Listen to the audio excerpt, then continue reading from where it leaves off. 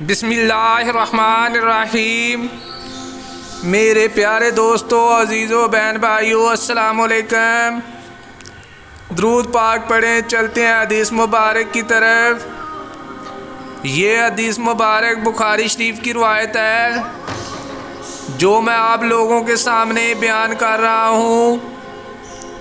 इस हदीस में नबी करीम सल्लल्लाहु अलैहि वसल्लम की कुनियत के बारे में बताया गया है, तो हदीस को आखिर तक लाजमी सुनिए।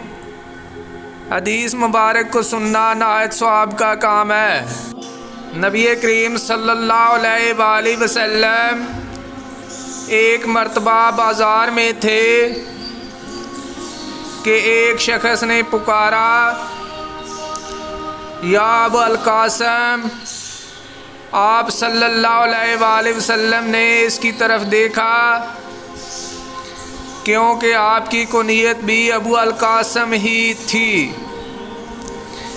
इस पर इस शख्स ने कहा कि मैंने तो इसको बुलाया था, यानी एक दूसरे शख्स को जो अबुल कासिम ही कुनियत रखता था।